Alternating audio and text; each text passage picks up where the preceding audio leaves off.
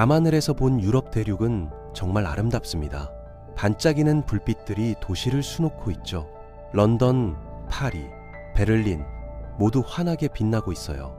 그런데 이상한 곳이 하나 있습니다. 스페인을 보면 마드리드 주변만 환하고 나머지는 깜깜해요. 마치 누가 거대한 검은 천을 덮어놓은 것처럼 말이죠. 처음 이 위성 사진을 봤을 때 저는 뭔가 잘못됐다고 생각했습니다. 카메라 오류인 줄 알았어요. 하지만 아니었습니다. 정말로 스페인 대부분이 텅 비어 있던 겁니다. 오늘은 여러분과 함께 유럽에 숨겨진 비밀, 스페인에서 도대체 무슨 일이 벌어지고 있는지 알아보겠습니다.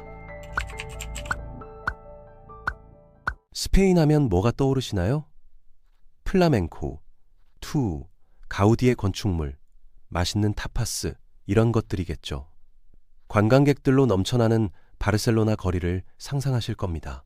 하지만 그건 스페인의 아주 작은 일부분일 뿐이에요. 실제 스페인의 대부분은 완전히 다른 모습입니다. 사람이 없는 마을, 폐허가 된 집들, 텅 빈 거리들이 끝없이 펼쳐져 있어요.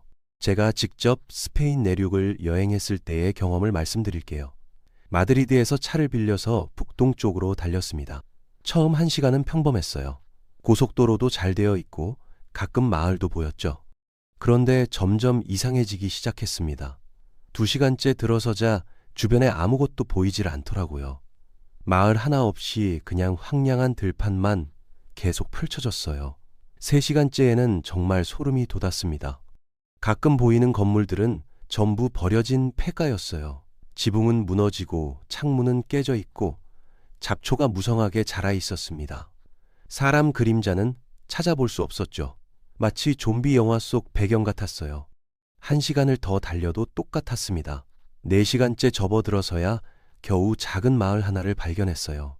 주유소에 차를 세우고 들어갔는데 사장님이 깜짝 놀라시더라고요.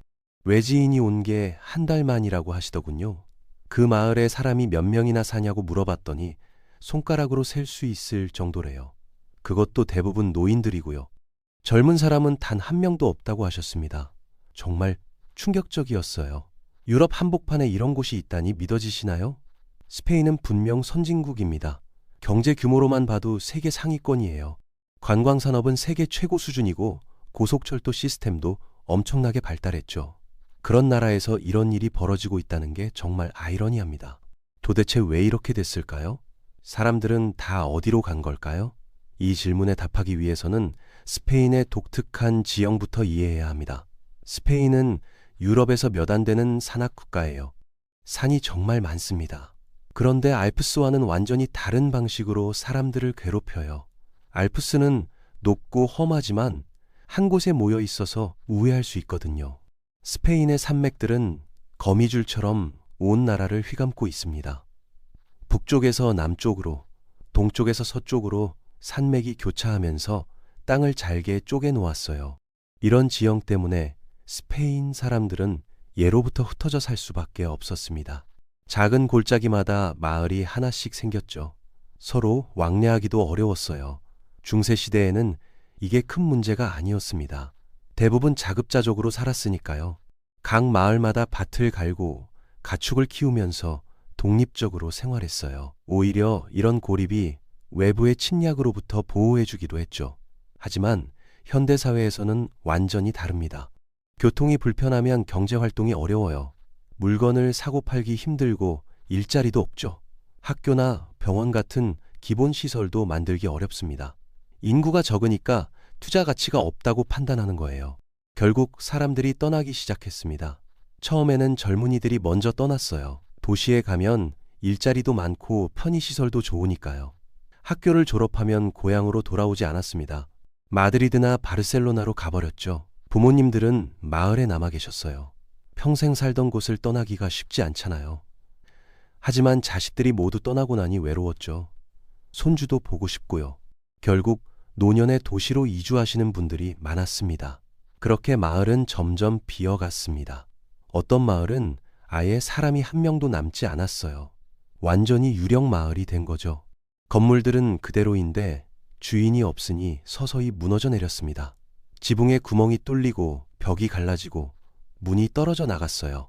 한때는 활기찬 공동체였던 곳이 폐허로 변해버린 겁니다. 스페인 정부도 이 문제를 모르는 건 아니에요. 여러 대책을 내놓았죠. 농촌 지원 정책, 귀촌 장려금, 지역 개발 사업, 이런 것들을 시행했습니다. 하지만 근본적인 해결책이 되지 못했어요. 왜냐하면 사람들이 원하는 건 단순히 돈이 아니거든요. 편리한 생활, 좋은 일자리, 아이들 교육 환경, 이런 것들이 필요한데 시골에는 그게 없어요. 아무리 지원금을 준다고 해도 병원이 없고 학교가 없으면 젊은 가족들은 오지 않습니다. 더 심각한 문제는 악순환이 계속된다는 거예요. 사람이 줄어들면 상점이 문을 닫고 상점이 없으면 생활이 불편해져서 더 많은 사람이 떠나요. 학교에 학생이 줄어들면 폐교되고 학교가 없으면 아이 있는 가족은 절대 안 옵니다. 버스 노선도 수익이 안 나니까 없어지고 교통이 불편해지면 또 사람들이 떠나죠. 이런 식으로 계속 악화되는 겁니다. 제가 방문했던 그 마을 사장님께서 이런 말씀을 하시더라고요. 수십 년 전만 해도 이 마을에 사람이 제법 많이 살았대요. 학교도 있었고 우체국도 있었고 작은 슈퍼마켓도 여러 곳 있었답니다. 지금은 전부 사라졌어요. 학교는 폐교된 지 오래고 우체국은 일주일에 한 번만 오고 가게는 자기 주유소가 유일하다고 하시더군요. 앞으로 얼마 지나지 않아 자기도 이곳을 떠날 거라고 하셨습니다. 나이가 들어서 혼자 살기 힘들어지면 도시에 있는 자식들한테 가야 한다고요.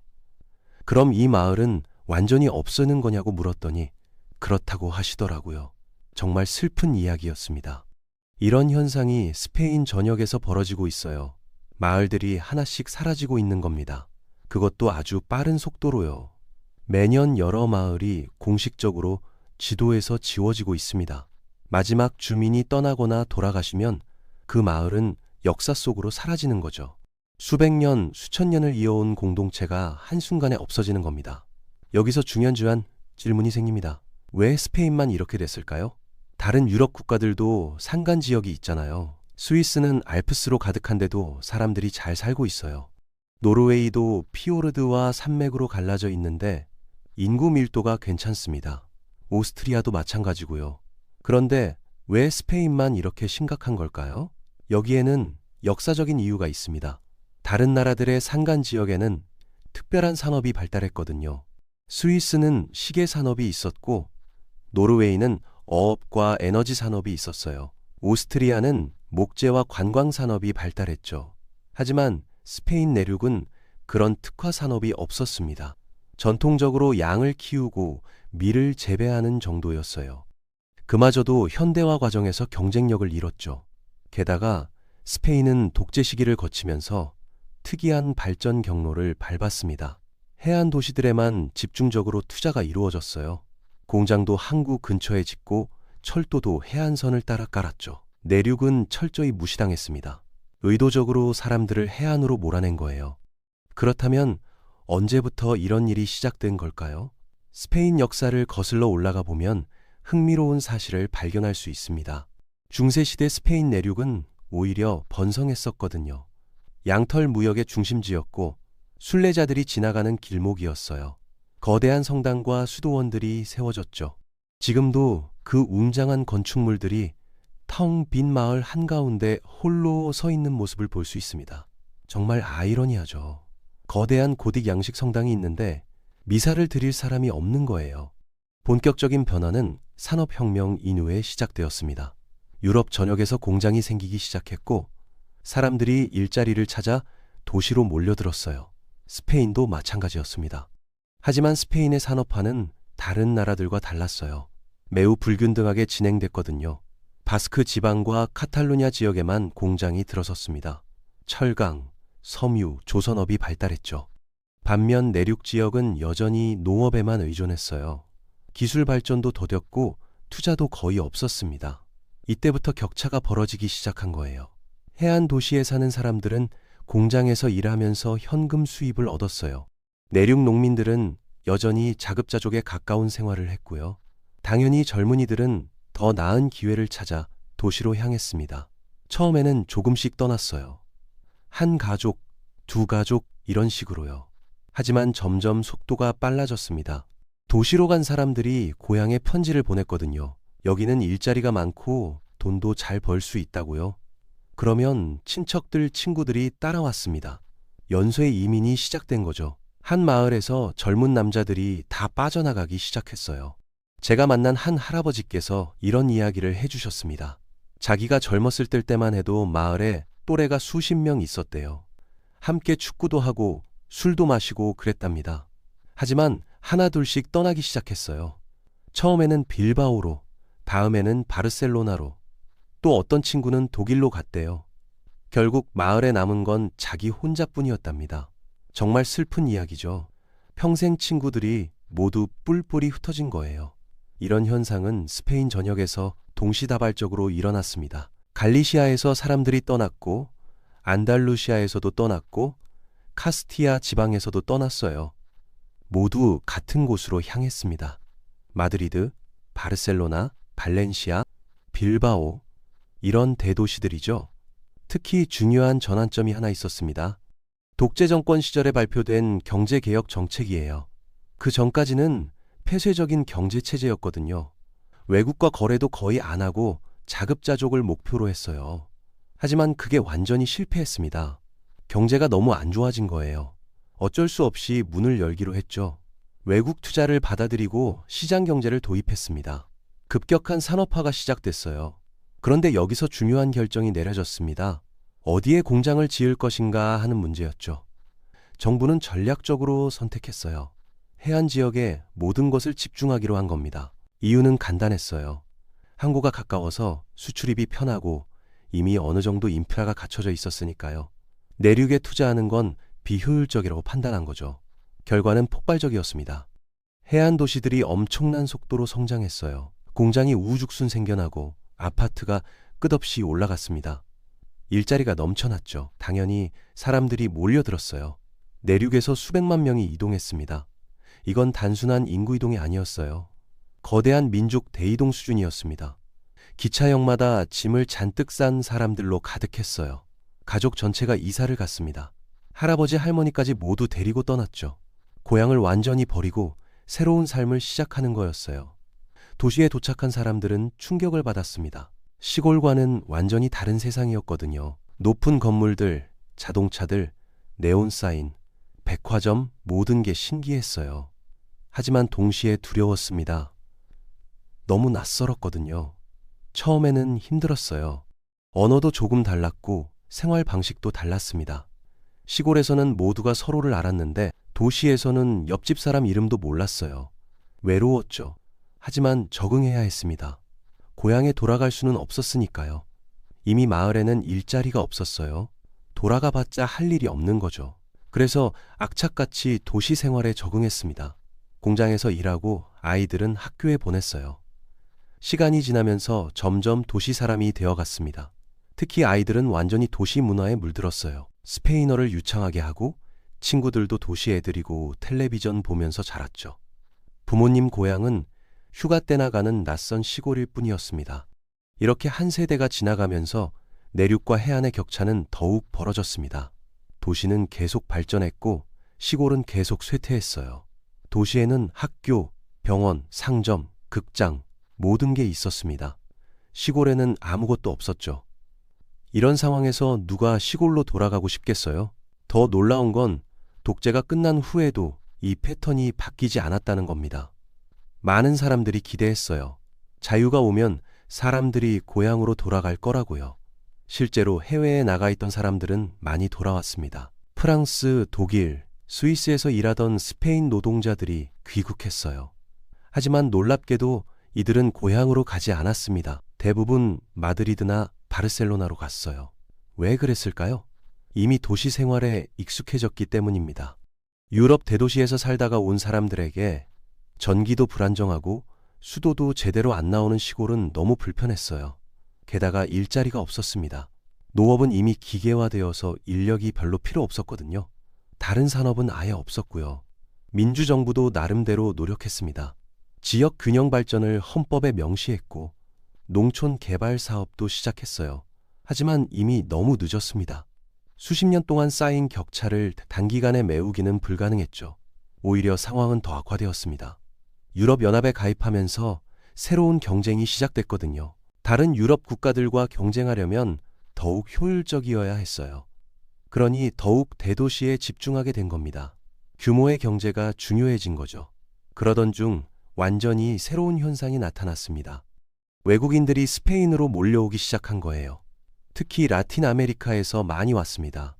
아르헨티나, 콜롬비아, 에콰도르, 페루 이런 나라들이죠. 이들이 온 이유는 다양했어요. 본국의 경제 위기, 정치 불안, 범죄 문제 등등이었습니다. 스페인어를 쓰는 나라니까 적응하기도 쉬웠고요.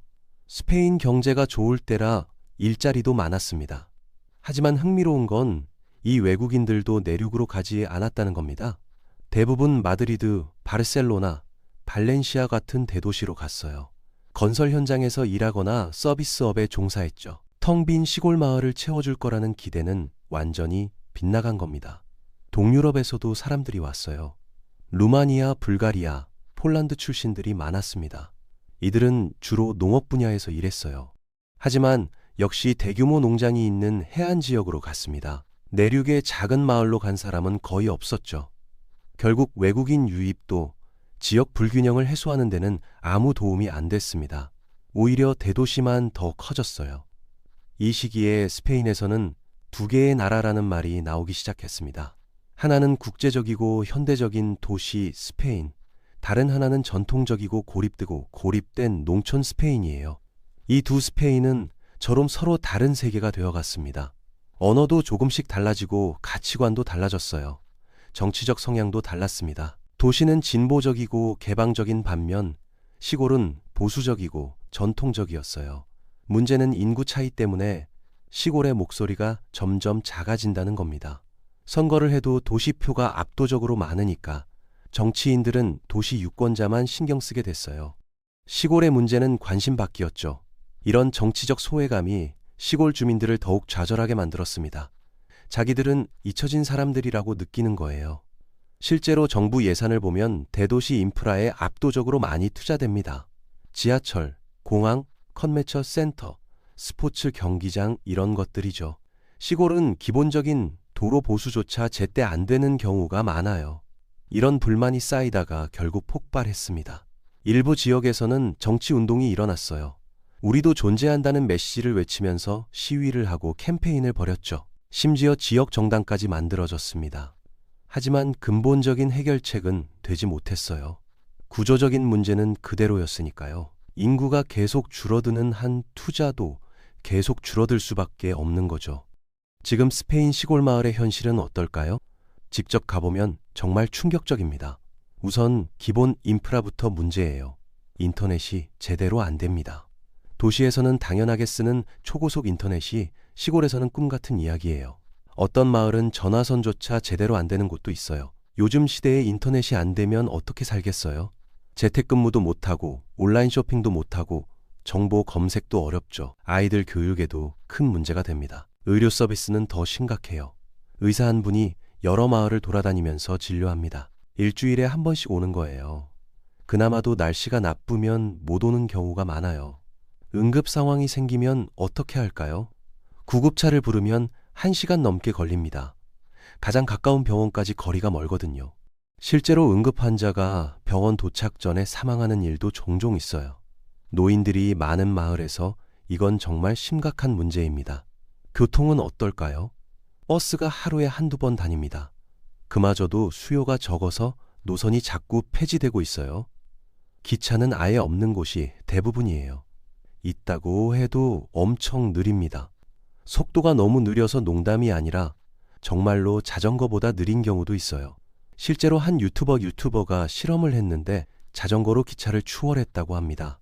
이게 말이 됩니까? 이런 동영상이 퍼지면서 스페인 사회에 큰 충격을 줬어요. 사람들이 비로소 시골의 현실을 알게 된 거죠. 그전까지는 도시 사람들은 시골이 이렇게 열악한 줄 몰랐거든요. 교육 문제도 심각합니다.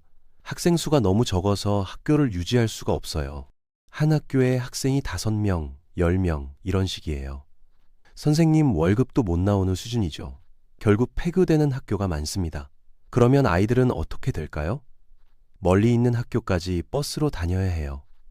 편도로 1시간 넘게 걸리는 경우도 많습니다. 어린 아이들한테는 너무 힘든 일이죠. 그래서 아이의 가족이 도시로 이사를 가버립니다. 아이 교육 때문에 어쩔 수 없이 떠나는 거예요. 상점은 또 어떤가요? 작은 마을에 가게가 하나도 없는 경우가 많아요. 제일 가까운 슈퍼마켓까지 차로 30분 이상 가야 합니다. 차가 없으면 아예 장을 볼 수가 없는 거죠. 노인들은 운전을 못 하시는 경우가 많잖아요. 그럼 어떻게 생활하냐고요? 이웃에게 부탁하거나 일주일에 한 번 오는 이동상점을 기다립니다. 선택의 여지가 거의 없어요. 가격도 비싸고 물건 종류도 적지만 그걸 사야 하는 거예요. 은행도 없습니다. ATM 기계조차 없는 마을이 많아요. 돈을 찾으려면 옆 동네까지 가야 하는데 그게 몇십 킬로미터 떨어져 있어요. 노인분들은 현금 사용에 익숙하신데 현금을 구하기가 이렇게 어려운 겁니다. 카드 결제도 어려워하시고요. 디지털 금융이라는 건 꿈도 못 꾸시죠. 우체국도 사라졌습니다. 편지나 택배를 받으려면 특별한 절차를 거쳐야 해요. 요즘 온라인 쇼핑이 대세인데 배송이 안 되는 지역이 많습니다. 주소를 입력하면 배송 불가 지역이라고 뜨는 거예요. 이런 곳에서 어떻게 현대적인 생활을 할 수 있겠어요? 전기와 수도도 불안정합니다. 특히 겨울에 눈이 많이 오면 며칠씩 끊기는 경우가 있어요. 복구하는데도 시간이 오래 걸립니다. 도시였으면 바로 고쳐지겠지만 시골은 우선순위가 낮으니까 뒷전으로 밀리는 거죠. 난방도 문제예요. 도시가스가 안 들어오니까 기름 보일러를 써야 하는데 기름값이 비쌉니다. 노인들은 추운 겨울을 나기가 정말 힘들어요. 건강에도 안 좋고요. 이런 열악한 환경에서 누가 살고 싶겠어요? 젊은 사람들은 당연히 떠나죠. 남는 건 노인들 뿐입니다. 그분들도 건강이 악화되면 결국 자식들이 있는 도시로 가게 돼요. 그렇게 마을은 점점 더 비어갑니다. 경제활동도 거의 없어요. 일자리가 없으니까요. 농사를 짓는 사람도 줄었습니다. 기계화되면서 인력이 별로 필요 없어졌거든요. 관광업도 기대하기 어려워요. 유명한 관광지가 아니면 사람들이 안 오거든요. 교통이 불편하니까 더더욱 안 옵니다. 일부 마을에서는 관광 자원을 개발하려고 노력해요. 중세성이나 고대 유적을 복원하고 홍보하는 거죠. 하지만 대부분 실패합니다. 접근성이 너무 떨어지니까 관광객이 안 오는 거예요. 차로 몇 시간씩 달려야 하는데 누가 가겠어요? 그냥 유명한 관광지 가는 게 낫죠. 청년들은 정말 할 일이 없습니다. 대학을 나와도 고향에 돌아갈 이유가 없어요. 일자리가 전혀 없으니까요. 부모님이 농사를 짓고 계셔도 그걸 이어받을 생각을 안 합니다. 농사로는 먹고 살기 힘들다는 걸 잘 아니까요. 결국 도시에서 취업하고 거기서 가정을 꾸립니다. 명절에나 잠깐 고향에 오는 거죠. 그마저도 점점 줄어들고 있어요. 부모님이 도시로 이사 오시면 아예 갈 이유가 없어지니까요. 인구 구성도 심각한 문제예요. 노인 비율이 압도적으로 높습니다. 어떤 마을은 주민 전체가 60살 이상이에요. 젊은 사람이 한 명도 없는 거죠. 아이들은 당연히 없고요. 학교가 문을 닫으니 아이 키울 환경이 안 되거든요. 이런 마을의 미래는 뻔합니다. 10년, 20년 후면 완전히 사라질 거예요. 주민들이 다 돌아가시면 그걸로 끝인 겁니다. 문화유산도 사라집니다. 오래된 교회, 수도원, 성 이런 건축물들이 방치되고 있어요. 관리할 사람도 없고 예산도 없으니까요. 비가 새고 벽이 무너지고 서서히 폐허가 되어갑니다. 수백 년의 역사를 간직한 건물들이 이렇게 사라지는 건 정말 안타까운 일이죠. 전통 문화도 잊혀져 가고 있습니다. 지역마다 고유한 축제, 음악, 춤이 있었는데 이제는 할 사람이 없어요. 노인분들이 기억하고 계시지만 젊은 세대에게 전수가 안 되고 있습니다. 그분들이 돌아가시면 그 문화도 함께 사라지는 거예요. 언어도 마찬가지예요. 지역 방언들이 빠르게 사라지고 있습니다. 표준 스페인어만 쓰게 되면서 지역색이 없어지는 거죠. 이건 단순히 말투의 문제가 아니에요. 그 지역의 정체성이 사라지는 겁니다. 환경 문제도 생기고 있어요. 사람이 없으니 산불이 나도 빨리 발견하지 못합니다. 예전에는 마을 사람들이 산을 자주 다녔는데 이제는 아무도 안 가거든요. 산불이 크게 번져서야 뒤늦게 알게 되는 경우가 많아요. 진화하기도 어렵습니다. 소방서가 멀리 있으니까 도착할 때쯤이면 이미 늦은 거죠. 야생 동물들이 늘어나는 것도 문제가 됩니다. 늑대, 멧돼지 같은 동물들이 마을 근처까지 내려와요. 사람이 없으니까 두려움이 없어진 거죠. 남아있는 가축을 습격하기도 합니다. 농작물 피해도 심각해요. 하지만 대책이 없습니다. 사냥꾼도 없고 관리할 인력도 없으니까요. 쓰레기 처리도 문제예요. 불법 투기가 늘고 있습니다. 사람이 없는 마을에 몰래 와서 쓰레기를 버리고 가는 거예요. 도시에서 차로 와서 대형 쓰레기를 버려요. 가구, 가전제품, 건축 폐기물 이런 것들이죠. 신고할 사람도 없고 단속도 안 되니까 계속 늘어나고 있습니다. 범죄도 증가하고 있어요. 빈집이 많으니까 도둑이 들기 쉽습니다. 귀중품을 훔쳐가거나 구리선을 뽑아가기도 해요. CCTV도 없고 경찰도 자주 안 오니까 마음 놓고 범죄를 저지르는 겁니다. 주민들은 불안해하지만 어쩔 도리가 없어요. 그렇다면 해결책은 전혀 없는 걸까요? 완전히 절망적인 상황만은 아닙니다. 최근 몇 년 사이에 흥미로운 변화들이 나타나고 있거든요. 코로나 사태가 의외의 기회가 됐어요. 재택근무가 보편화되면서 꼭 도시에 살 필요가 없어진 겁니다. 일부 젊은이들이 시골로 이주하기 시작했어요. 특히 IT 업계 종사자들이 많습니다. 프로그래머, 디자이너, 작가 이런 직업을 가진 사람들이죠. 인터넷만 되면 어디서든 일할 수 있잖아요. 도시에서 비싼 월세 내면서 살 바에야 시골에서 저렴하게 사는 게 낫다고 판단한 겁니다. 실제로 한 젊은 부부의 이야기를 들어봤어요. 바르셀로나에서 살 때는 작은 아파트에 엄청난 돈을 냈대요. 주차도 어렵고 소음도 심했고요. 그래서 과감하게 시골로 이사했습니다. 오래된 농가를 싸게 사서 리모델링 했어요. 넓은 마당에 정원도 만들고 텃밭도 가꾸고 있답니다.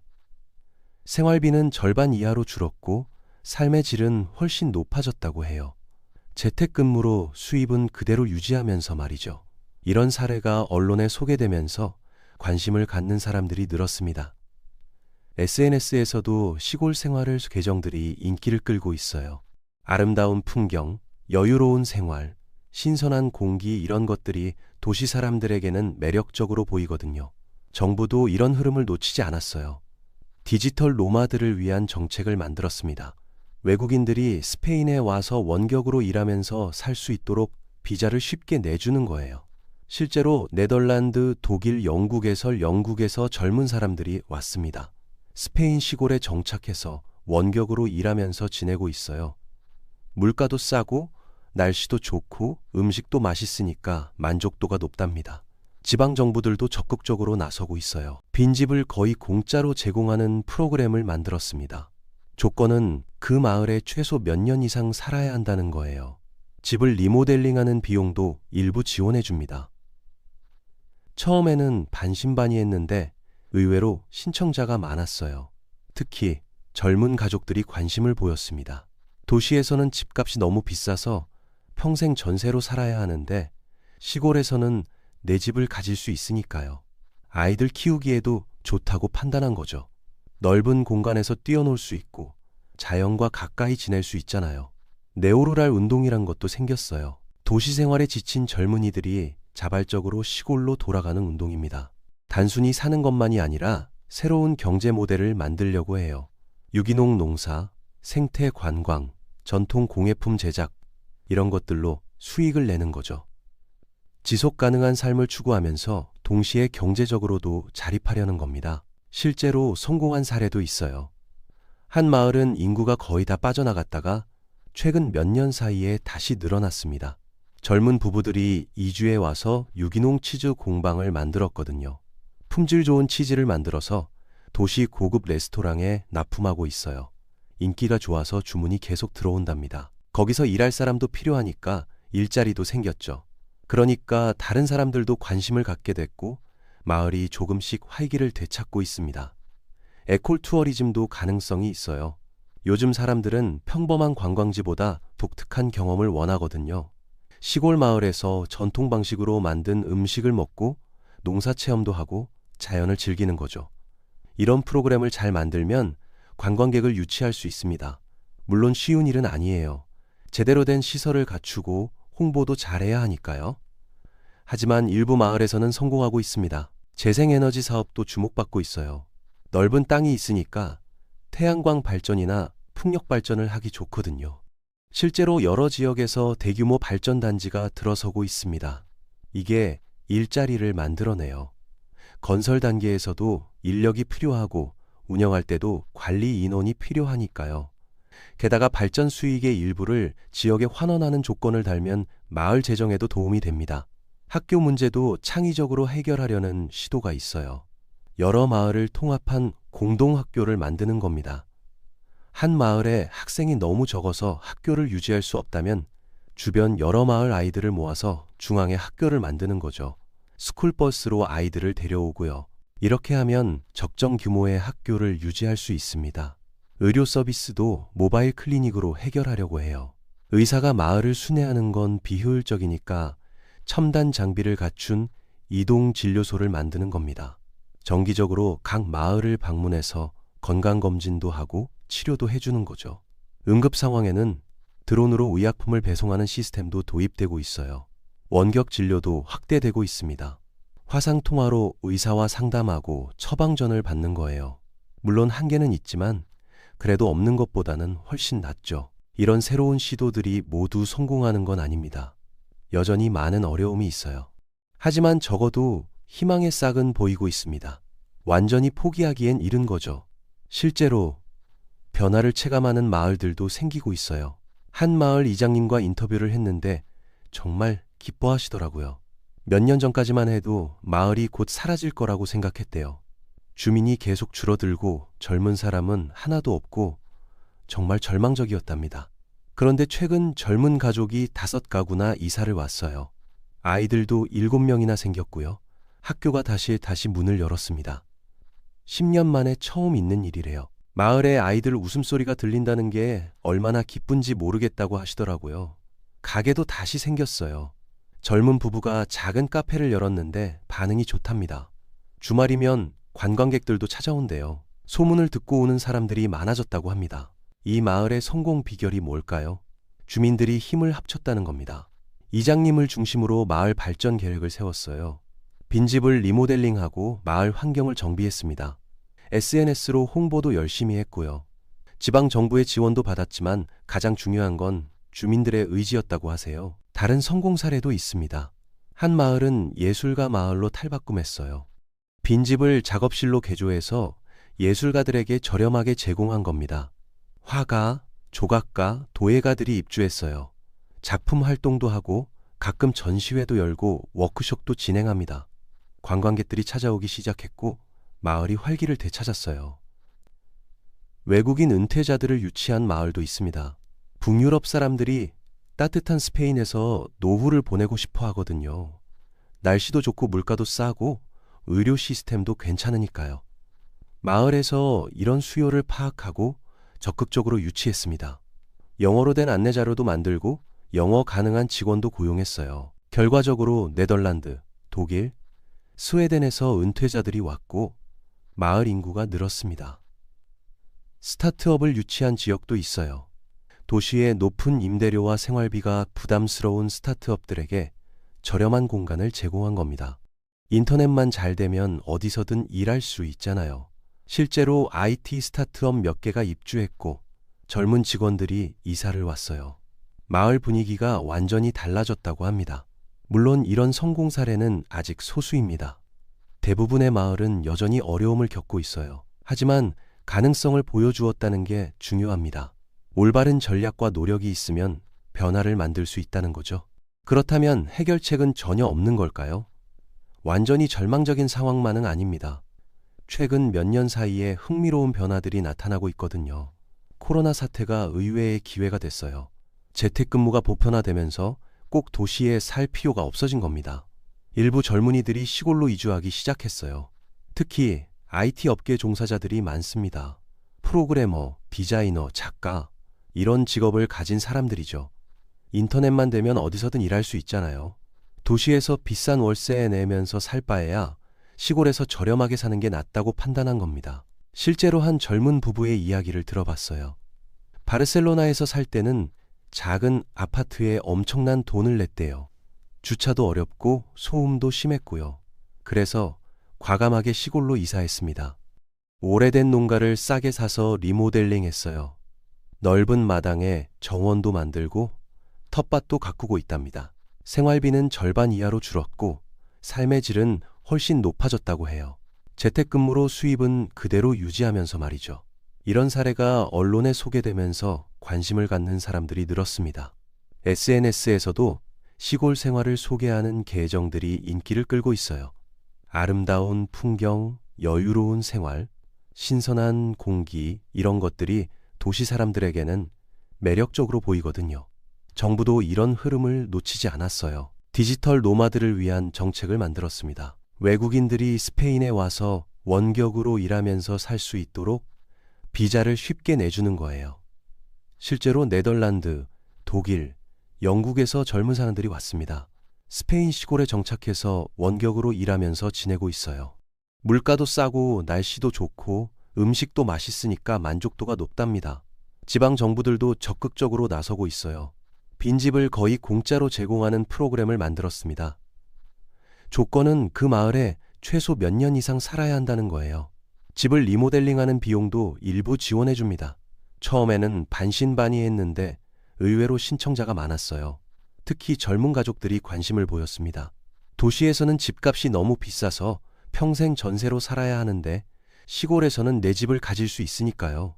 아이들 키우기에도 좋다고 판단한 거죠. 넓은 공간에서 뛰어놀 수 있고 자연과 가까이 지낼 수 있잖아요. 네오루랄 운동이라는 것도 생겼어요. 도시 생활에 지친 젊은이들이 자발적으로 시골로 돌아가는 운동입니다. 단순히 사는 것만이 아니라 새로운 경제 모델을 만들려고 해요.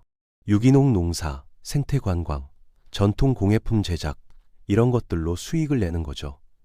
지속 가능한 삶을 추구하면서 동시에 경제적으로도 자립하려는 겁니다. 실제로 성공한 사례도 있어요.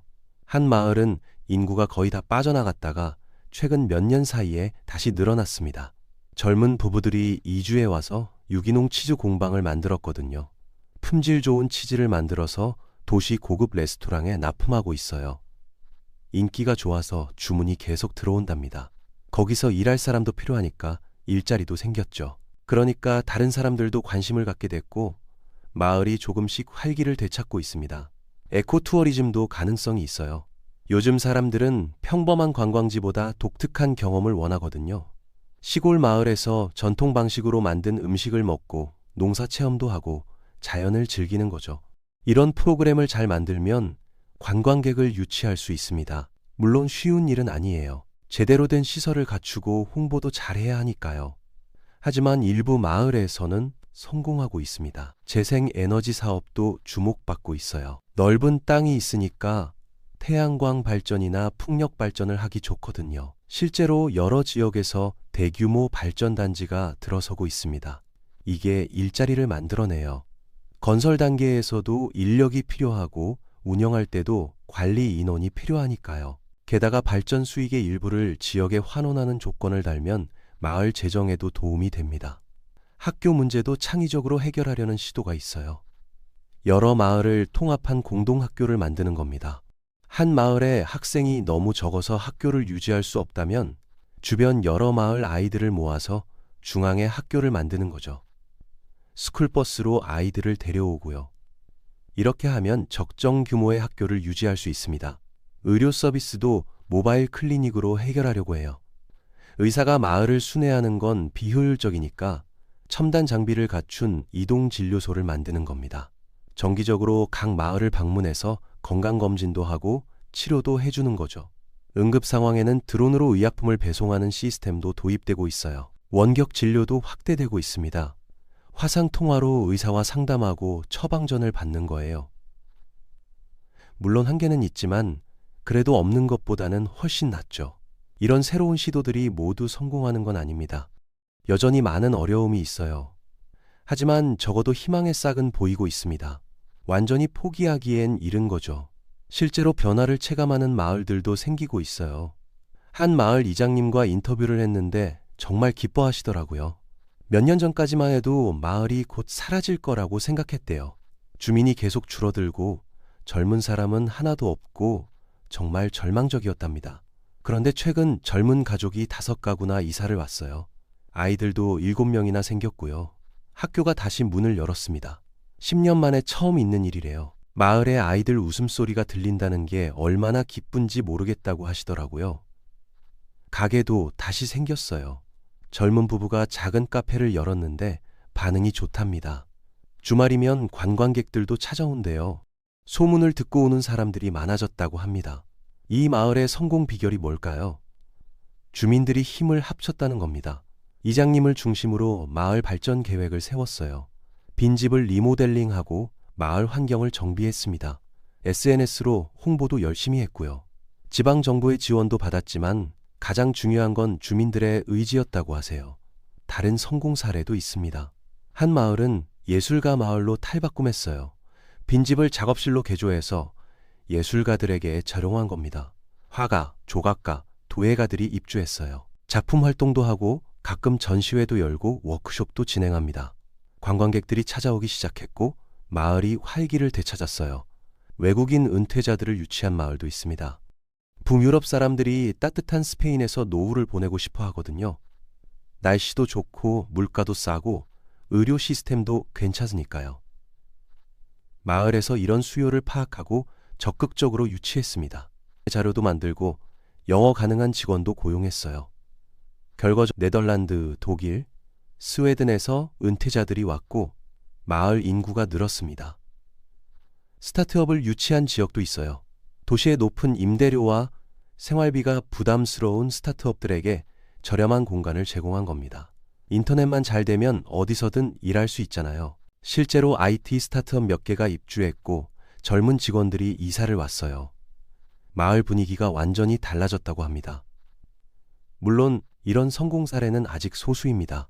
대부분의 마을은 여전히 어려움을 겪고 있어요.